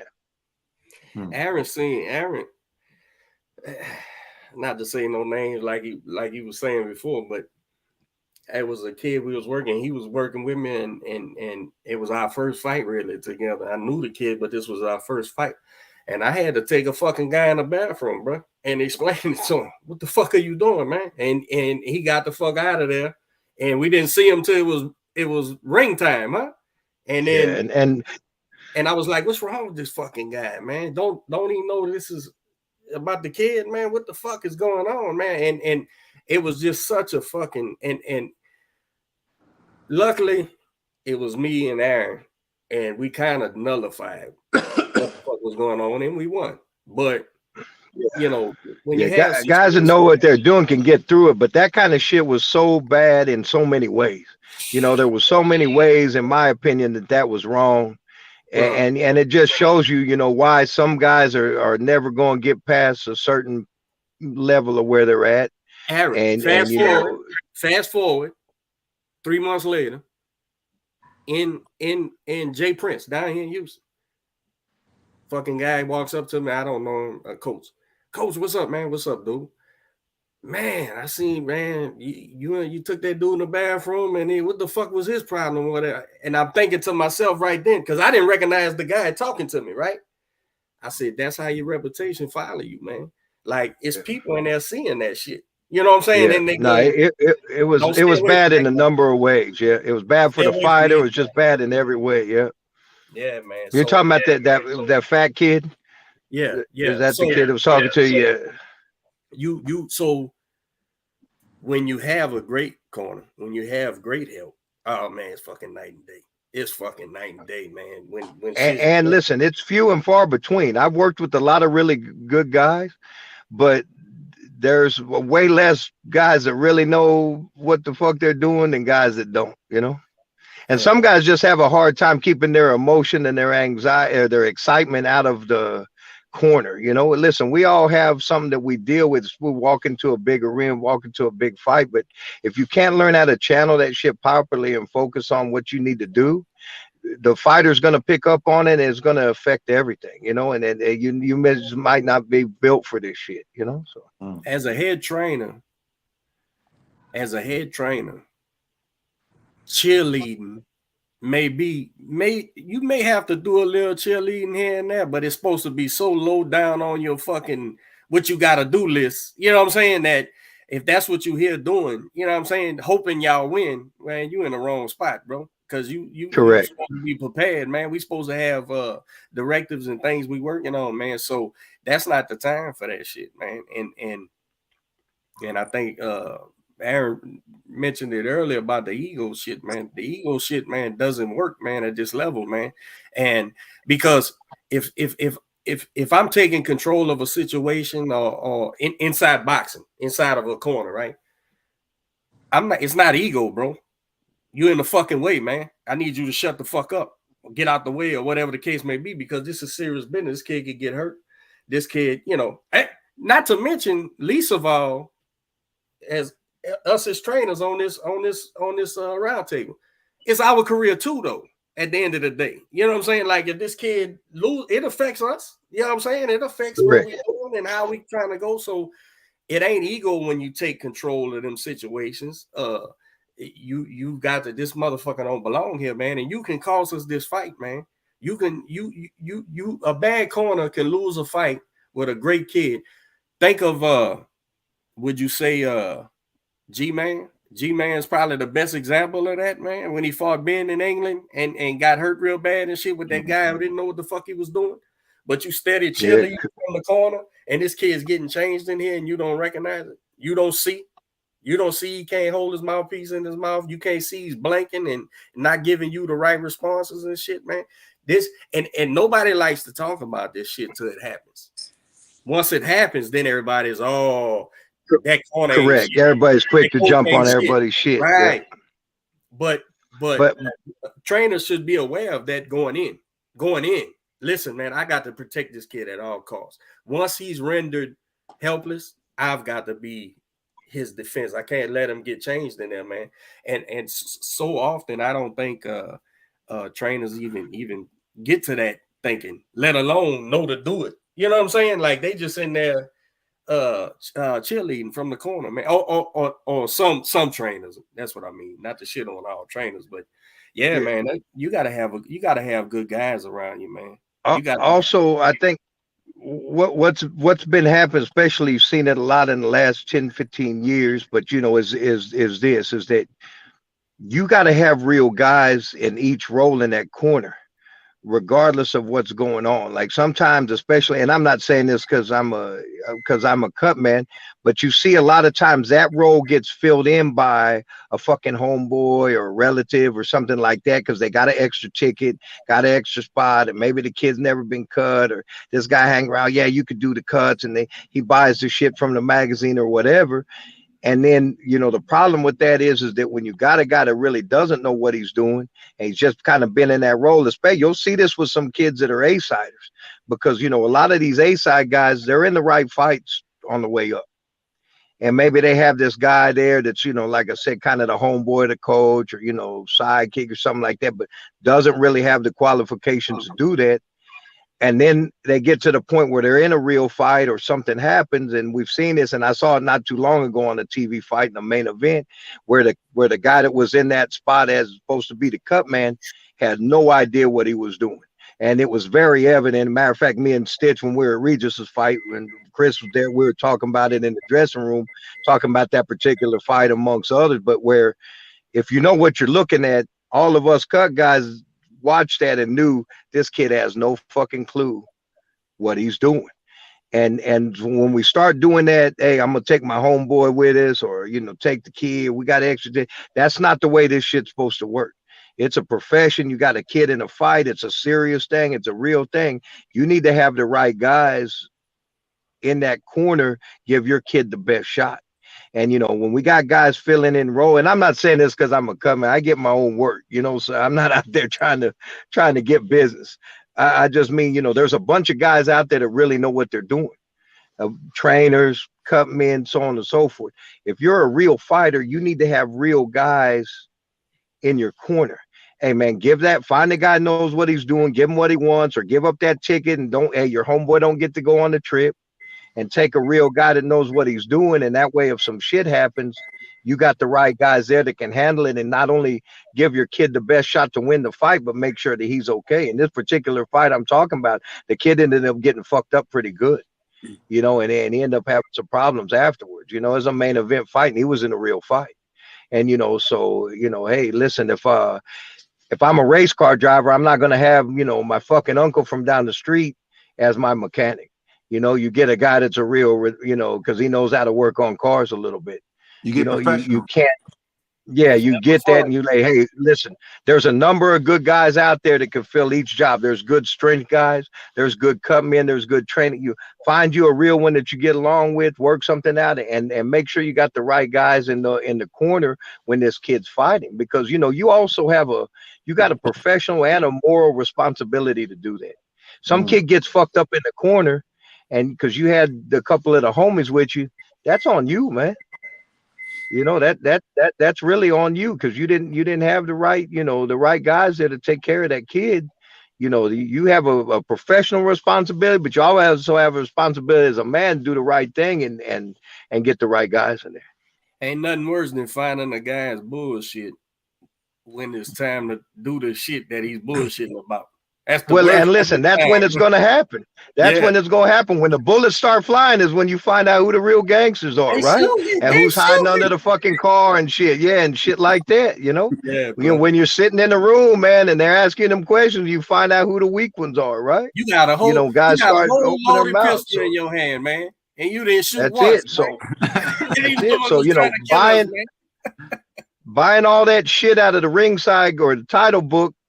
All this, coming in looking like Batman with all that shit on, don't make you a fucking cut man. Majority of these guys haven't ever worked on a fucking cut or anything else. And then, so when shit gets real, they're, not only they know what they do, most of them fucking freak out, instead of just handling business, Fred, me and Aaron might be in a group talking, powwowing at a fight or something. And he'll look at me, I'll look at him, and that's it. Yeah, this dude's bullshit. This dude's fucking because listen, they come with that fucking, It tells all. Yeah, they come with that bullshit. Yeah, we've seen it a million fucking times, man. They'll let you know, like you could just really, to be honest with you, Chris, this. We can get in dressing room. We can watch how guys just start getting their shit ready and doing shit like that, and pretty quick. You'll see the real guys, and even though we don't all do it the same, but you'll see how the real guys get in there and just start setting up their corner and how they start operating and how the bullshit guys do. And you can tell 100%. pretty fast, man. Yeah. Yeah, you'll know. And listen, not that being said too, there's a reason why some guys, even that have been around a long time, stay at a certain level indefinitely. And we all know too, just time in is not good enough. You got to You say you kind of motherfucker, you say, I've been working here 20 years. You started on fries, you still on fries, motherfucker. You know what I mean? Yeah, so fuck it. Just being there for 20 years, there has to be some steady progression in your game. If you started on fries and 20 years later you still on fries, you just been working here for 20 years, son. Use a fry cook, motherfucker. That's what you do. That's it, man. That's it. I've used that line in the corporate world, climbing up in management. I was always the younger guy. And they would send me into places to fix things up. And I'd always get that one guy, man, I've been doing this for fucking 30 years. I said, yeah, you're right. And that's why they fucking sending me in, because you've been doing it wrong. That's it. Like, what the fuck? That's it. Yeah, that's it. That's we've heard that line. Man, I got 25 years in. I know, motherfucker, but doing what? Doing what? Yeah, doing what, man? And listen, if we're not, steady progressing, like I said earlier, look, 25 years ago when I started, as much as I've done, I still got more to do, more to lose. I'm never happy. I'm happily unhappy, if that makes sense. I'm good, like I'm glad what we've done, but I want to do more and I want to constantly get better. I'm not content. But if you're just the kind of guy that wants to talk about how much time he's had in, but what have you done while you're here? Some people just treading water, just happy to be there, and that's okay. But for us, rest of us guys, hey, it's not, You said it best when you said it earlier. We're a result-based gym or team. Correct. Yeah, I like that. Results. That's the only thing that matters. Results. That's it. That's it. Fuck what you know, because even if you know something, how you gonna translate that into results? You can sit on knowledge all you want, but if it's not knowing ain't doing right. Knowing ain't doing. And so, that speaks volumes. That speaks volumes. Yeah, and for us, and everybody that's on here, and I know I speak for Bob, Jack, and the rest of the guys. That's all when we go anything, we're looking at at getting the win for the kid. That's it, 100%. Everything that everybody does, we've sidestepped what we want, what we give, whatever. Hey, let's get the kid gets the win, and then we're good. But then, like I said, we're going to be right back the next day or as soon as we can and be right back in the gym and get on it, Hey, and that's the way that it's supposed, if you're really doing shit. But listen, everybody wants different things out of it, but that's definitely the way that we do it, And we've had some solid results. The way I judge guys, like when people ask me, hey Aaron, who's a good trainer, who's a good this and that, I say, look, you want to look at what they've done and then the time in and the consistency of the program. When you see guys that have say for 10, 15, 20 plus years consistently putting out good guys over and over again, those guys know something, man. We don't all do shit. Everybody's got different systems, different philosophies on things. But if a guy's been doing something for a long amount of time and consistently has good results over and over again, those guys got a good program, man. And that's how I judge guys on and what I think what kind of trainer I see or boxing guy I see a guy as, Guys, you got to quiet that. You got to quiet that ego as a trainer too. But Aaron, shit. When we together and we talk shop, it ain't no ego. Hell, if you know something that'll improve me, I want to know. If you have something, and vice versa. So me and Lynch talk a lot, man, and we talk boxing and tactics and all that type of shit. And Bobby, same thing. Yeah, man. So that's what I'm saying. when the guys are in there and they talking shop and doing the jobs and doing the work and actually having to fight, and you can see who's who, what's what, and then when you get together, it's a different conversation. Now I'm not trying to fit in. We're talking trade. We're trade. We're talking about the trade now. This is what I did. This is how I seen it. Man, I wish I'd have did it like this. I wish I'd have did it like that, man. We should have did it this way. So the ego has to be checked at all doors, huh? Would you say? Yeah. Well, yeah, and it does. And look, as men, and for one, in the job that we're in, you have to have some ego but it's a different type of ego. In other words, it's that ego where you walk to the ring and say, hey, I know my guy's good. I know what I'm doing. You know, if you don't have some of that, then you can't pull off your job. Confidence. Yeah, but confidence. As far as all the dick swing, of course, it won't work. Like we don't have to mention name, but I know a number of trainers that I would say are knowledgeable trainers. They know what they're doing. But if you watch these guys at gyms, they're all so busy motherfucking each other and cutting each other's legs out and trying to do this and trying to hustle guy fight that they never get anywhere. Even though I might tell you, no, he knows. Like if you watch him, he knows what he's doing. He knows what he's looking at. But this is one of the reasons why they never really get anything going, is because they always have that kind of bullshitting going on. You know, I don't know who the best trainer in the boxing, because I'll bring that conversation up real quick, because that conversation comes up sometimes. I said, listen, all of that shit is kind of relative. I know a bunch of great trainers, man, but how would you? It's just like asking, if you ask fucking 25 guys, hey man, who's the most beautiful women in the world? We're probably all going to have a different answer, and probably all 25 of those women are gorgeous, right?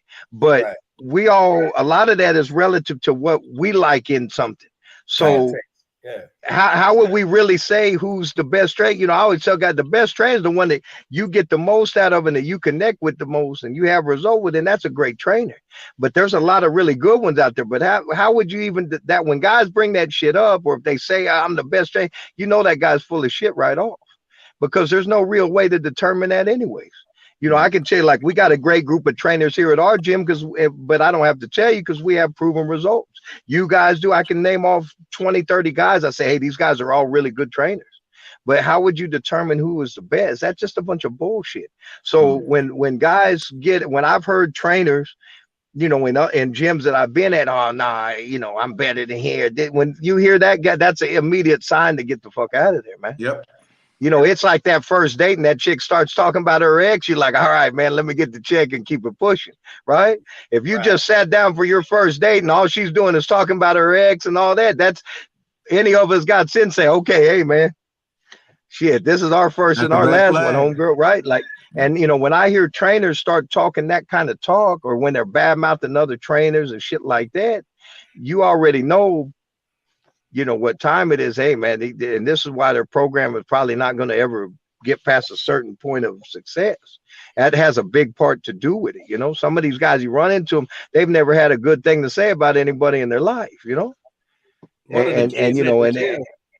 of the kids at the gym the other day said, Coach, I can't remember who it was, but he was like, man, that kid don't fight like how you believe, you know, your fundamentals and this, that, and the third. And he won. He's win. I said, yeah, man. I said, he's fighting small, but if you're going to fight small, that's how you do it. That's the best way to do it, right? So I'm going, you got to understand that shit about this shit, man. There is no, you know, on any given, and that's why I use this metaphor, Aaron. I believe specific fighters on specific days or specific performances are the best in the world, right? That given day, he's the best motherfucker. You'd have put him in there with anybody, he would have whooped your ass. And it's the same. But tomorrow is a new day. Mm-hmm. Tomorrow is a new fucking crop of guys, a new champion, a new everything. And to me, that's why boxing is so competitive, bro. That's why it's against the world. That's why it's rare air. Listen, I got a kid with a minor title, world ranked in the world right now by the WBC. You got a kid with a minor title that's world ranked by the WBC at 30. You got a kid that's fighting for the WBC title, the real title, in a couple weeks. You got a kid who just came back to the title WBC titles. It's no accident, bro. It's no accident we fucking got these kids ranked and everybody's ginning and fight because it's everybody's doing their job, man. And I started this conversation by saying, A, we competing against the whole world, and then B, I was talking about Lynch, talking about how good he is in the corner and shit, because all those things are working parts. You can't, my ego ain't such that, I had these guys in the corner with me, but we did all the work. No, man, that ain't how that shit works at all, bro. It's really, and nobody could tell you this faster than a fighter who left a situation like that, and he's in a worse situation, because now he knows, oh shit, man, look what I was doing over here. Look how these guys worked. Look how there was no second guessing nothing. You know what I'm saying? They was on me. They wanted me to benefit. They wanted me to win. They wanted to be successful. If I'm successful, they successful. Then they go somewhere with one of those ego-driven guys, like you said, that are good trainer, that is a great trainer, has a champion, done champions or whatever. And now they like, oh, I'm fucking miserable over here. I hate going to work. Now they really only in the gym when they have something going, bro. That's the only time you'll never get the most out of your guy if you're not, listen, the way that it's just like, sometimes, we work with a number of managers and things like that. And there's times that they'll call me and Bobby, hey, we want to send you this kid. And we'll tell them, look, let's do it like this. Send him down for a week. Let us work with the kid. We said at the end of the week, he's going to call you. We're going to call you. We're all going to know whether it's going to be great or not. I've even had times when they've sent me some solid kids where I say, this kid's good. But I'll call his manager. I say, hey, I don't know if he'll be the right fit here. He might be, that's taking money out of my pocket.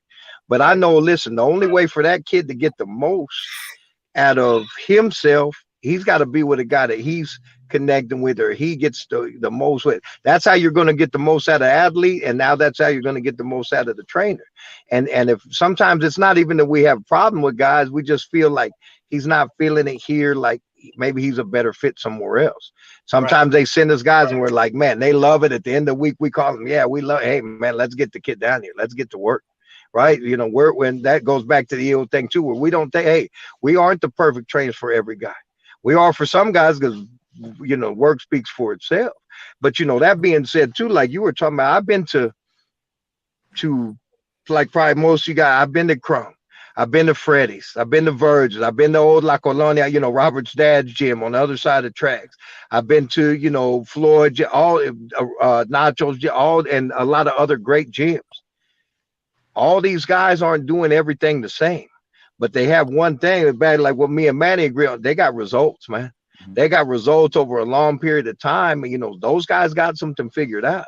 So, you got to find, fighters have to we always say, find the right fit for you. But once you find the right fit for you, then fucking stay there. And that's the only way you're going to get the most out of the program. Because we've also seen this with a lot of fighters, and I can name somebody there, and they're really good fighters, but they never, there were 2 years with Freddie and a year with Robert and a year with Joe Goosen and 2 years with this guy, that. And man, all those guys are fucking Hall of Fame trainers. All of them are great trainers.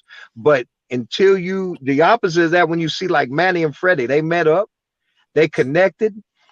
Manny stayed there long enough to where he really got the benefits of that system. And he was also a 1 in a billion fighter. So Freddie was able to get the most out of his fighter, and the fighter was able to get the most out of Freddie. And you got a fucking legacy level fucking fighter there. But, even if I go to Harvard for 1 year, and then I go to Yale for a year, and then I go to Berkeley for a year, and you never really get with that program.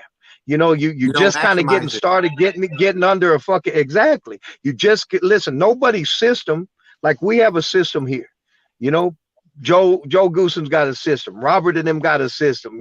Fucking Nacho's got a system. It's now Sugar Hill, but Manuel had a system. Everybody's got Dan Birmingham. Them got great system. Like guys that got good systems. But you're still not going to get in there a year. You think, like, say a guy like Joe. He just got put in the Hall of Fame. I mean, he's been in boxing for fucking a million years. He's a lifelong boxing guy, right? Been training guys, world champion. You think that you're going to get everything that he's learned in 30, 40 years in a fucking year? There's no fucking way. You know, as a matter of fact, when you know, say me and you go out to train with Joe for a year, in that year, we're barely going to be starting to get into, you know, his whole philosophy and his system of everything, how he does everything, right? Right. So you can't take any of these guys that got 25, 30, 40 plus years in the game, and you're going to get everything out of them in a year. It's impossible, man. It's impossible, you know? That comes So with the you incompetent know, they got it. understanding of the sport, thinking you can Yeah, do so that. guys, once they find a place and a system that works for them, then you got to be willing to stay there and get the most out of that guy, you know? 100%. So, you know, that's the flip side to that, you know, as these fighters, when they start to jump around, you never see those guys reach their full potential. And I can think of a couple of guys I know that are really good fighters, but they did that. And in my mind, they never really achieved their full potential because they would hop around from good trainer to good trainer, you know, year after year, you know, and I don't think they ever really saw their full potential as good as they did. I think they still could have done much better, you know. Looking for the secret. The secret is work. It's funny that you say that, because I'll say this real quick, because I've, you know, over the years I've taken, you know, because we got good friends stuff over there at the Wild Card, and we know Fred for a long time and a lot of the guys. So a lot of times when I take kids their first trip, say we're fighting in LA or we're going out there for whatever we're doing. And, you know, most of the kids, hey, coach, can you take me to Wild Card? And I'll say, yeah, man, I'll call guys over there. And so we can go over there and take a look at it. Right. And without a doubt, man, almost every kid that I've ever taken over there, that first time we get up into the gym, you know, and they're looking around, and you could see them looking like, you know, that you could see when we walk up those stairs. You've been in a Wild Card, you know, you go in the back, you walk up the stairs, and take them up in a Wild Card gym. You can see them kind of looking around. And at some point, I say, you're looking for that magic room, right? That one where Freddie takes you in there in the back, because they're like, this looks just like our fucking gym. Exactly, bro. So fucking, you know, they're looking for that room where Freddie takes you in and touches you on the shoulder, and you become the, you know, the next whoever. I said, son, you're fucking looking at it right here, man. Same shit that we got. They see guys over there working on the jab, guys out there. There ain't no fucking magic secrets in none of these fucking gyms. You got guys know what they're doing and know how to get stuff out of guys, but you know, when they're looking for that place, like you said, that they just come into, and then all of a sudden they're this, you know, great fighter. That's not the way it fucking works, man. And if your trainer's telling you he got the secret, leave that motherfucker, because another sign that he's definitely full of shit. Yeah, bullshit, just like I can make you a millionaire in a fucking month, right? Yeah, so yeah, listen, one thing we all know here is you can't have the result without the process. No, that's what's wrong with these That's what's wrong with these fucking kids these days, in the most part. Not all of them, but a good amount. They want to have the result without the process. They see all this cars, club, whatever athlete they want, and they just want that. They don't want, what about all that shit that guy did up to, you know, through those years to get it, and what he gave up. So energy, you know, it's just energy. I just need to stand next to you. See it and believe it. And it'll jump in. Yeah, talk to any of these rich guys and see how long it really took them before they got that fucking what they got right now. You know, didn't happen. They read something today and they were like that tomorrow. And it's the same thing with our game. And so, you know, you see a lot of these guys want the result without the process, and that's never going to be the case, man. Not never. You know, we'll have guys tell us all the time, oh man, you guys are lucky you get to go to all these fights and this and that. And I was like, hey, you think that's what it is? After 25 years? I think sleeping on the fucking floor and everything else, right? To speak on what you're saying, the whole process. I mean, that's where the magic happens, right? Like that's where you really find out who you are, what you're made of. Because during training and camp, like you're pushing yourself, you're doing the sparring, you're pushing your body to every limit that it can possibly can. So when it's fight night is just you're showcasing what you've already done. The fight night, that's it. Is leaving it all there. It's saying this is how far my work got me. I know what I put in. I know, and you can't fake it. You can't fake it. If I was in a room with 500 people and I said, I want everyone who works out 5 days a week to stand up. Everyone who stands up, I'm going to be able to tell who's lying and who's not.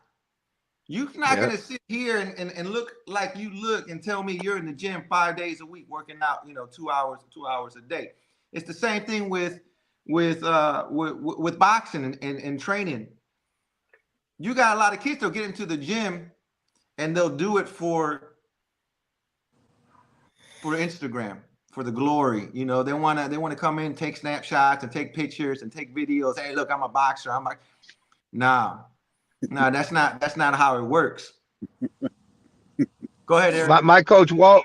My coach Walt used to say it like this, man. And he was 90 when he passed a couple years ago. And like I said, I think he had his first fight in 49. Started training guys in 65.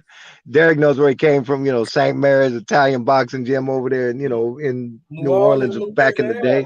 So he used to say it like this, and he was 100% correct, like he was about most things. He said some guys like the idea of being a fighter more than really being a fighter. So and you see a lot of that these days. The guys like you said, putting it for the gram or telling people the attention they get when they tell people they're fired, this and that. But also, that being said, and this goes for trainers as well, but it goes for fighters and for trainers, in my opinion. Like we were talking about the result, you have to learn how to love that process more than the result itself. Once you learn how to love the process itself more than the actual result, you got it fucking made. So in other words, just like I was saying, we win world title fight, we're back in the gym the next day or as soon as we can get back in. That means you love the process. You're not just trying to show up on fight night and get that Saturday night, or the week of the fight, camera action and all that bullshit. You actually love the process itself. And for a fighter, when he learns how to love the whole process of everything more than the actual fight night itself, then that guy's got it figured out, man. There's no determining, I don't think, exactly the spot, but would y'all agree that it takes a certain level of accomplishment, and it could be at the amateur level or wherever. It doesn't mean where it's at, but at a certain level, particular fighters learn, the work is why I'm able to do it. So they realize, if I didn't work as hard as I did when I beat such and such, I might lose. So I got to work harder for. So my thing is, and that's why I always say, work ain't no radio station. WORK. You got to go, bro. You got to go, because you're gonna find it in yourself. You're gonna say, how many rounds did I spar this camp? How many of this that I did, and boy, I shine like new money. Or, I had a close call, man. I better fucking be better. You know what I'm saying? So it takes a certain, even for a fighter to get there. So when fighters think, they're gonna go train with a guy for a year and they're gonna get the secret recipe and shit, they don't even make it nowhere near the level it takes to even start understanding that your confidence is coming from the work. You do the work. You're in the training. You live in the lifestyle. You're eating right. You're training. You're doing everything. So that's why you're able to compete like you are. Yeah. So it takes. I think you get them guys who when they find that, it's on now. Now you got guys that can fight. You got the Prouts. You got the guys who could face losses or obstacles, and they know, I get back in the gym, I could change this shit, because it just takes the work. That's all. Well, gentlemen, we can keep talking for the rest of the year. Oh shit, we've been going, bro. 2 years. Whoa. Yeah. But we're gonna wrap it up, huh, D? Yeah. I appreciate y'all, fellas. Well, thank you. Hey, man, likewise, man. It's good talking to you guys. And you're right, man. You get a bunch of boxing guys together talking, that shit can go for fucking days, So no, hey, I really appreciate you. I appreciate you guys having us on, man. And, hey, Happy New Year to you guys, and I'll see you guys back in the gym, man. Thank you for having me on there, guys. Thank you guys for having me on there. Yep. Talk to you guys soon, man. All right.